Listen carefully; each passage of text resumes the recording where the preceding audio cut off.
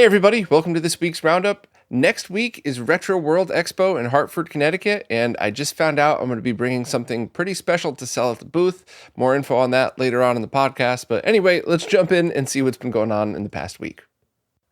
First up, Easy Goodnight just did a post highlighting Fast Doom, and to be honest, this could really be a video or a series of videos in its own, so I'm going to skim through here, but I strongly recommend checking out this post.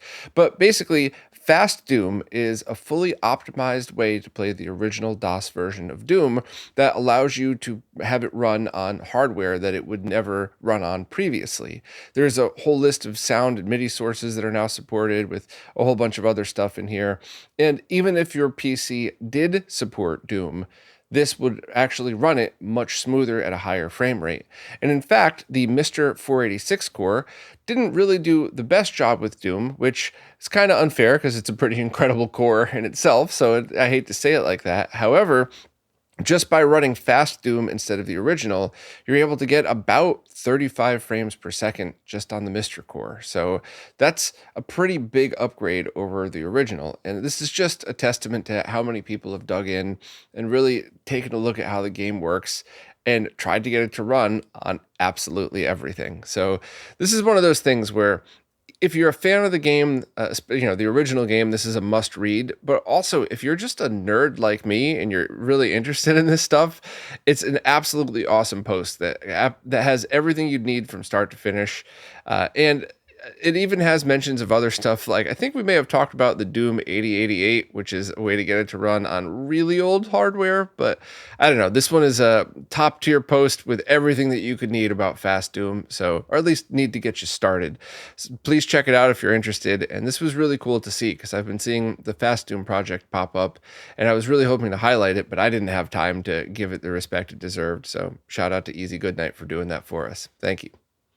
Next up, Robert Dale Smith from ControllerAdapter.com has just released an open source design for a USB to GameCube controller adapter that runs as fast as 1 millisecond, which is absolutely awesome.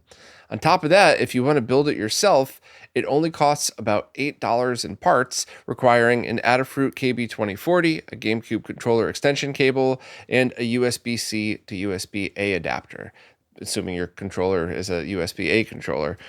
And Lewis from Zez Retro put together a guide on how exactly to do all this, as well as the compatibility list and some basically every other bit of info that you would need. But I just think this is absolutely awesome because there are so many do-it-yourselfers out there that would like a fun project to work on.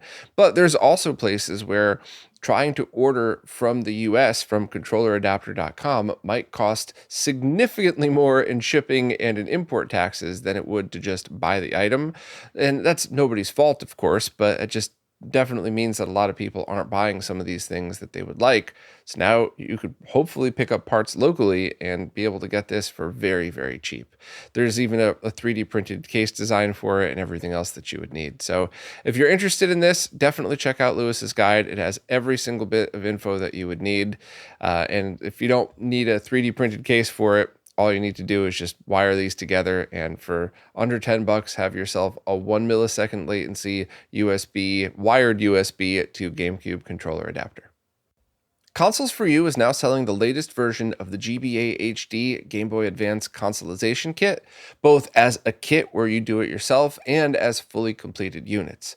So to step back real quick, the GBAHD is an incredible way to consolize your Game Boy Advance by removing some of the proprietary components like GPU, CPU, and RAM and transplanting them onto this new board. And the latest version supports chips from both Game Boy Advance SP and the original Game Boy Advance. And you do this with zero latency added to the original while outputting 720p or 1080p. And it is, also has built-in Bluetooth if you want to sync your controllers, as well as an SNES controller port if you just want a wired port like that. It's got an on-screen display and everything else that you could imagine from a fully integrated kit like this. And the two different prices are the kits themselves start at $115, give or take, depending on your options, and that requires you to transplant everything, and fully completed units that are just plug and play, ready to go with everything done are about $380.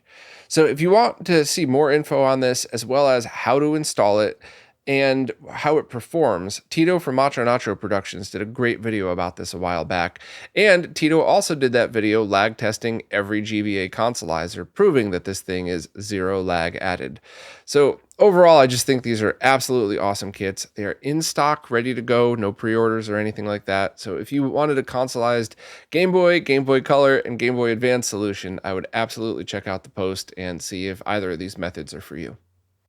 Consoles for You also listed stock of a SCART Sense Injector. So basically, PAL CRTs with a SCART port that support RGB video require voltage to tell the TV that the signal is RGB, and some TVs also require voltage to tell the TV if it's in 16:9 or 4:3 mode. And in most cases, if you have a properly wired cable coming from an original console going directly into the TV, then that's not an issue at all. It's all automated. And some TVs have settings where you could just set it to remember and never have to worry about this. You just manually always set it to RGB and 4:3 if that's your signal going to it. But a lot of them don't. You either have to go into your OSD and set it every time you use it, or some don't even have easy to access ways to manually switch it over. And if you have things like you're running everything through an Extron Crosspoint into an HD15 to SCART or something like that, it doesn't have voltage applied because that's not something everybody else would use. If you have scalers or RGB monitors, or if you go through most SCART switches, it has all of this voltage already there for you.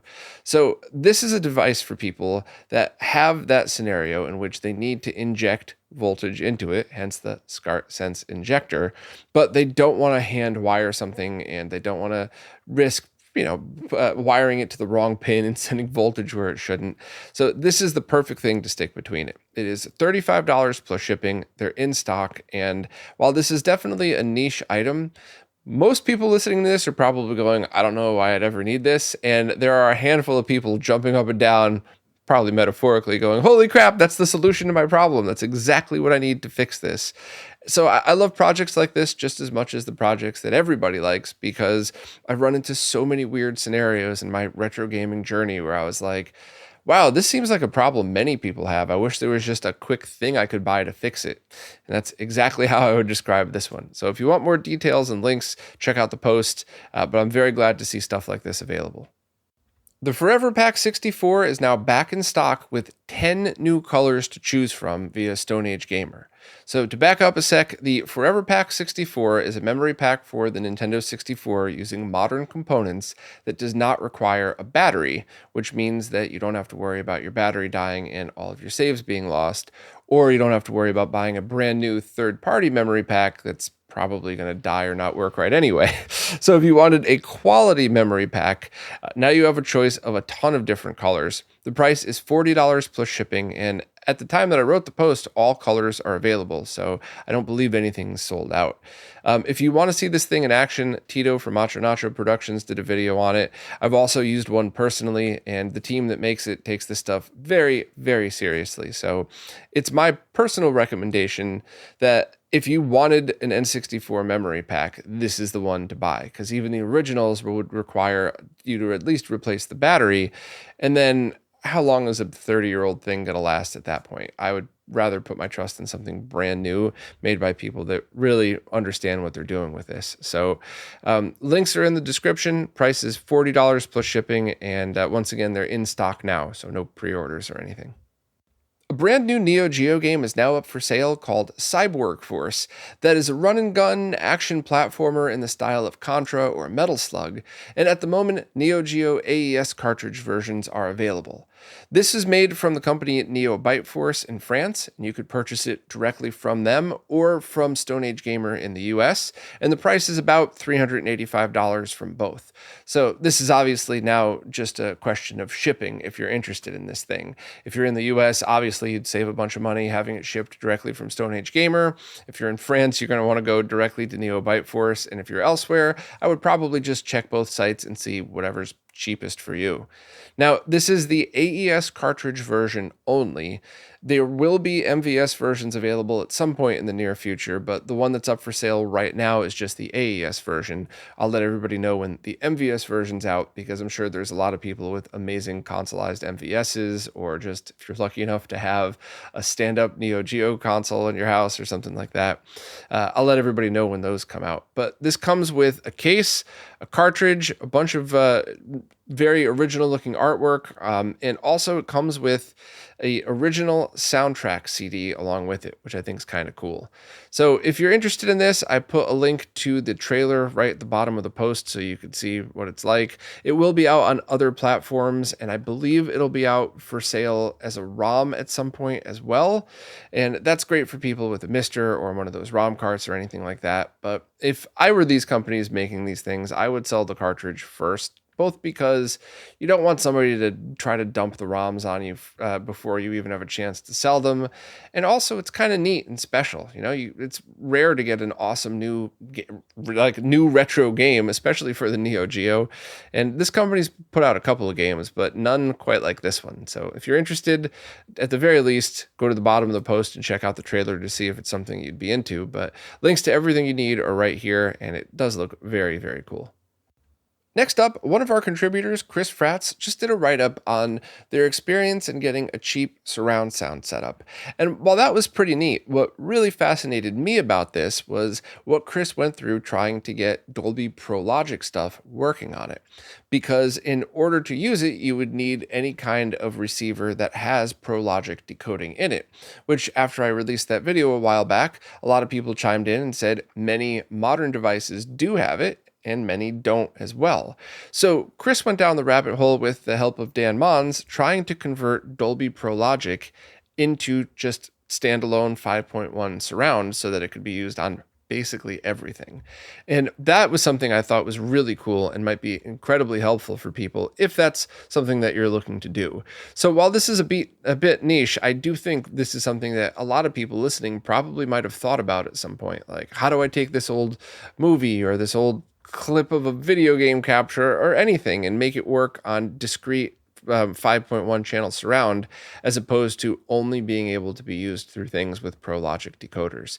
So interesting post. I would definitely check it out if you're into any of this stuff. And it would be cool to see more things like this. Of course, it would be nice to also have a dedicated box that could do it in real time, which you can do with some older equipment, but it would be nice to have a newer solution to kind of just take care of this for you. But this is also great, so definitely check it out if you're interested. Now it's time for this week's Mr. Updates, care of Lou from Lou's Retro Source. As usual, I'm going to scroll through these, giving my thoughts wherever I feel like it, but if you want lots more details and visual examples, please check out Lou's video. First up, the Mr. vendor Antonio Villena started selling complete Mr. kits around that new QM Tech board, the DE10 alternative, and the full kit costs $350. And to be clear, that is the QM Tech board, the I/O board with an analog output as well, and the case and the RAM built in. Everything for $350, which I think is very cool, and I think it's awesome that it's taking advantage of that cheaper DE10 alternative board. So far, everybody has basically said as long as your kits fit properly, because it's not compatible with original Mr. kits, then it should work fine. You might just want to get a better power supply for it. And I believe Antonio also includes a higher amperage power supply, specifically with having extra peripherals connected in mind when it was bundled. So that's very cool. I'm glad to see more of these things pop up. Moving along, Hotego showed off Konami's X-Men arcade beat-em-up running on a CRT, and also released an alpha core for any of the Discord testers who want to jump in and start working on the initial bugs. So respectfully, this is one of those things where unless you're a super nerd that loves beta testing, I would hold off, even if you're a Hotego supporter anyway, because alpha testing's different than beta. Beta, you could probably play most of the game and have a good time. Alpha, you're most likely going to run into a lot of issues. Or not, but that's the whole point of alpha testing. You have to be prepared for that. Next up, Pierco is back working on a new core for the Konami 1984 game Pandora's Palace. And right now he says he hooked up PROM and fixed values for the color resistors, and he just needs to look at sprite decoding. So thanks, Pierco, for jumping back in. Also, Hotego gave some updates on Turtles in Time, which is booting, but sprites are not quite visible. And schematics for Racing Force, X-Men, Vendetta, and The Simpsons have all been updated. Next, Takayudan has given more updates on what's to come for the DE10 Nano alternatives, and there's some more delays, so hopefully that'll work itself out. Next, Alan Tipper posted about having an automation setup. I don't know why I sometimes get that word wrong, for randomized ROM generation and launching Tap2 for the Mister. So this will leverage tools that generate ROMs that have certain attributes randomized to give more replay value for games. So examples are randomizing enemy behavior, changing the location of items, and a whole bunch more. So if basically randomizers are your thing, absolutely check out that post and the GitHub link. And lastly, QM Tech released the schematics for their I/O board design for their DE10 Nano alternative. No sale date was given, but it's expected around September. So that's very cool. So the QM Tech board, the schematics for that were already released. So that's an open source board. And also the schematics for their I/O board. And I believe they have a basic case going along with it. So it's very cool to see them take this seriously. And really, is the more time passes and I don't hear any crazy things about their board, I'm starting to trust it more and more. And as always, my job is to be cautiously optimistic. People mistake that all the time. People assume I'm trying to be negative or playing favorites or some crap. As a nerd, it's all of our jobs to always be cautiously optimistic. Be excited for everything. But, remember that phrase that you're not allowed to say anymore, science, question everything? I still live by that, because if QM Tech's board is awesome and we keep hammering away at it and we keep questioning it and it passes every time, that's nothing but a compliment to their work. So maybe not in the middle of the testing, but as soon as the testing's over, if everybody gives it a final thumbs up, it's nothing but positive. So that's my approach to all projects, and this is no different. So this is starting to get exciting because it looks like now that there's multiple I/O boards available for it, people just starting out with the Mister project might be able to really jump in for a lot cheaper. And if you already own other boards, then at this point, the QM Tech may or may not be a good option for you. It's just a matter of seeing if you could interface it to what you already have. But cool stuff. And as always, thanks to Lou for keeping up with this. There's no way I could do any of this without him. So if you rely on Lou as much as I do, please consider signing up for his Patreon. There is now a Sega Saturn emulator available to purchase on the iOS App Store. This is a port of Yabayuse. I'm never able to pronounce that properly. I'm sorry, but it's a port of a very good Saturn emulator that now works on iOS devices. And the price is $5, and that mirrors the Pro version pricing for the Android App Store. And there's no free version with ads available on the iOS store. There's just the paid version, but this is an emulator that's been out for a while. So if you want to see it demoed and you want to check out how it works, Dan did an awesome post laying all of this stuff out and showing examples and everything that you would need. But I'm obviously a massive, massive fan of software emulation. It's what it originally got me excited in this stuff, and it's what I've been working on since the 90s, basically, when all those first came out. And I'd love to see more ways to experience stuff like this. I do really hope that some of these emulators get ported to the Apple TV as well, because I just think that's opening the doors for so many more people to experience it. And having a real controller on a big TV might be a more enjoyable experience overall. But the fact that it's available on iPhone and iPad right now, as well as the previous version on Android, I think is absolutely awesome. I would really love to see somebody dig in and do some lag tests on all of this stuff. I wish, I always say I'm Bob who runs RetroRGB. I'm not a YouTuber, but if I was a YouTuber, I would absolutely be doing stuff like this at least weekly. Just spend a day doing a lag test on every new emulator out there just to kind of see how it compares to the original, and especially how it compares on the iOS device screen, so your iPad or your iPhone, and how that lag is affected if you try to cast it to your TV or anything like that. So I don't know, hopefully somebody would have time to do that, because while there's not that's not going to be a million hit video on YouTube, I do think there's plenty of us nerds that would watch that and be interested. So if you want tons more details, please check out Dan's post. It's got basically everything you'd need. And if you're a Saturn fan with an iOS device, why not think about it?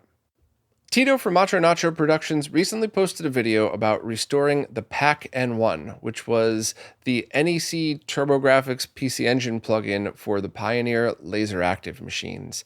And it was a typical Tito video, and that is an awesome walkthrough of how to do it. It's a great look into an older piece of hardware, but two things really stood out on this video for me. The first was when Tito ran through the pricing of what this would have cost back in the day.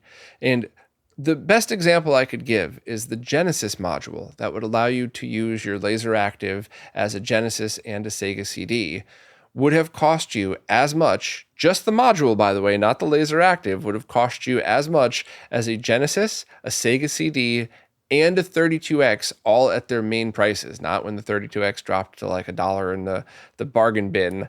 So that is some crazy perspective right there. Tito's thumbnail says console for the rich.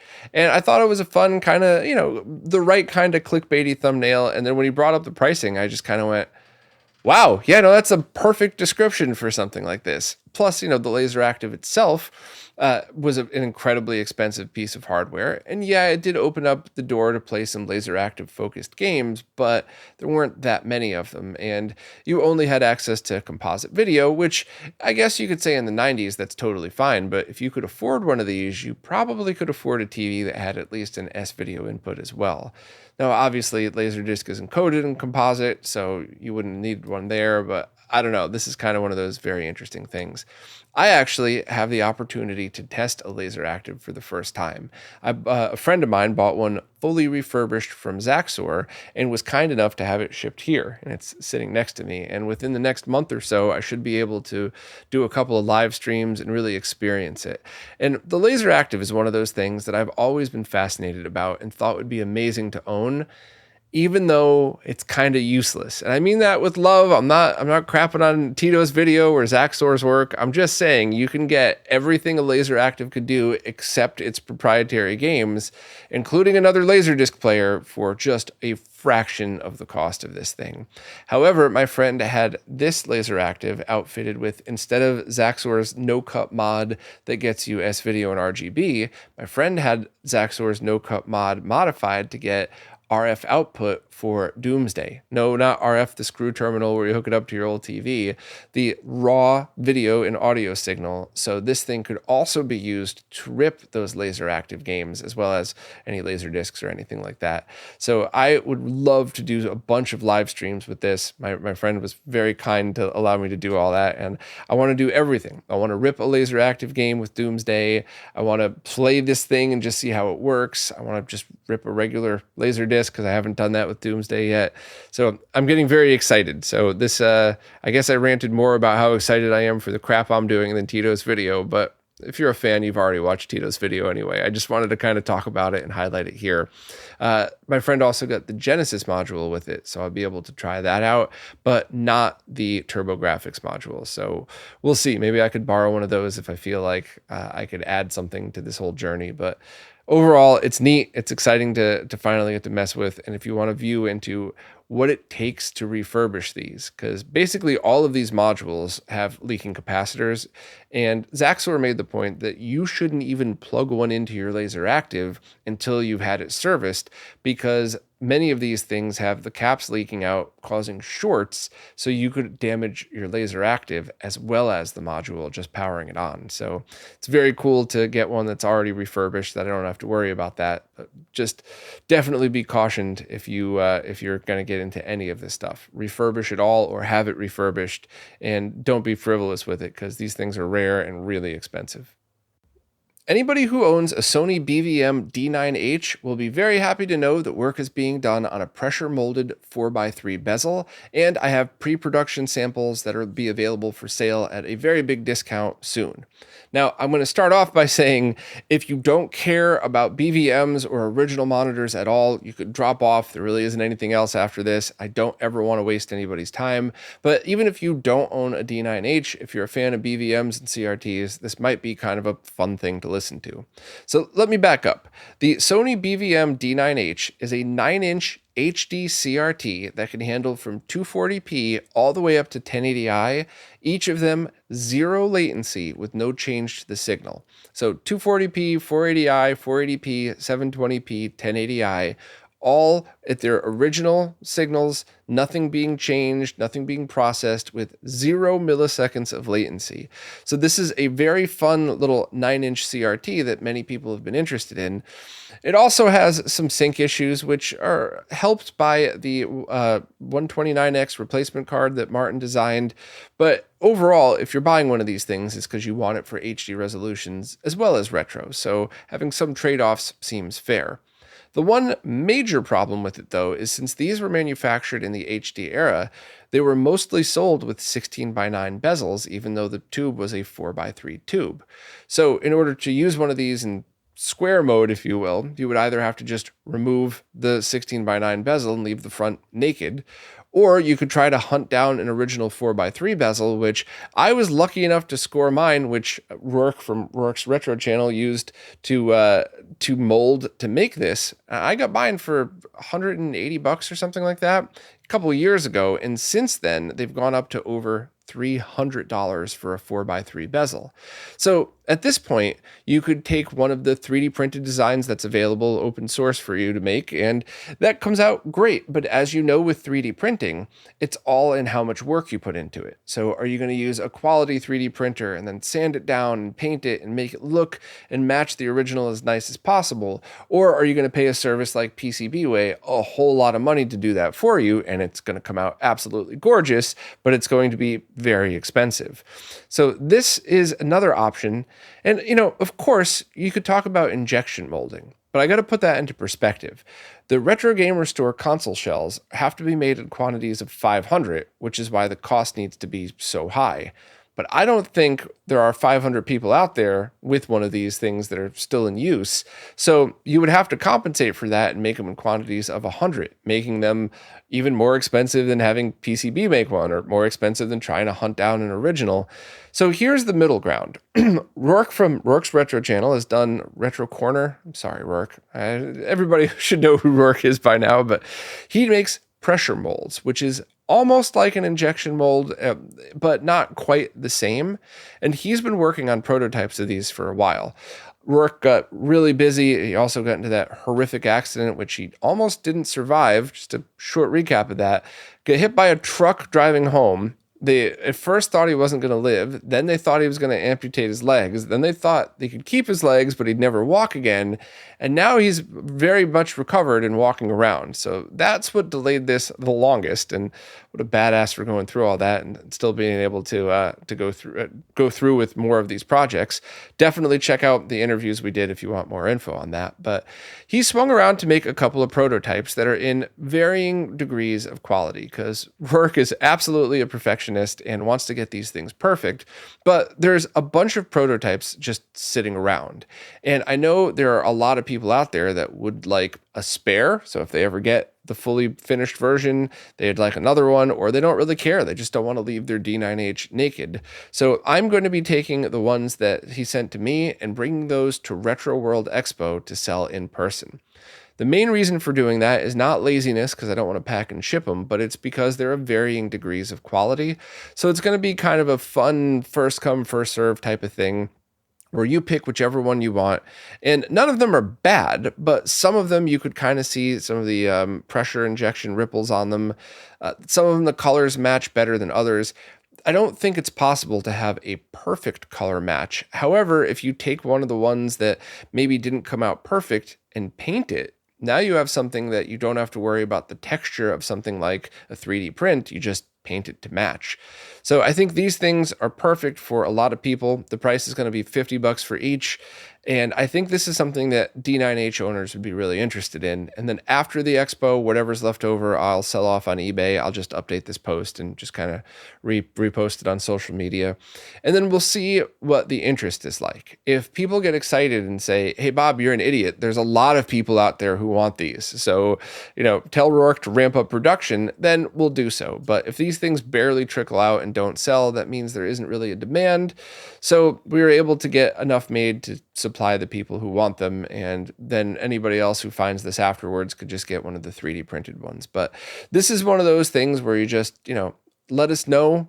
And if you're around the world, you're not going to fly over to Retro World just to pick up one of these things. But let me know. This was not meant to be like a gatekeeping exclusivity thing. This is just a fun, like, if you're going to be at the expo and you want one of these, come over and take a look, pick it out so you know what you're getting. So I don't have to painstakingly photograph everyone so nobody's disappointed. And then if there's interest, sure, Rourke will try to ramp up production and get a few more out. That would probably take months though, so I don't know if I'd be comfortable doing a pre-order on that. And like I said, if I sell off the few that I have and no one else cares, that's also fine. I would still consider it a successful project, and the mold is there if we ever need it. So yeah, that's the full rundown of all of this stuff. I probably talked too much about it, but I'm just excited because much like the SCART Sense Injector, I love weird niche things like this. And this is a perfect example of me saying, wow, this is a problem that more than one person must have, and now we've mostly solved it. So let me know in the comments what you think. If you are somebody who absolutely wants one of these, it would be nice to at least know. And if I get 1 or 2 comments, cool. Maybe the ones that go up on eBay would satisfy all that. And if I got a bunch of angry people saying, no, I need these, make more, then we will. We absolutely will try. So thanks to Rourke for powering through with even after all the horrific things that happened to him. And, hopefully I can get enough of these in the hands of people who need them. Well, that's it for this week. As always, thanks to everybody who watches, listens, plays nicely in the comments, and thanks especially to anybody who supports in absolutely any way, because it's you who's keeping all this stuff alive. So thank you all so much, and I will see you next week.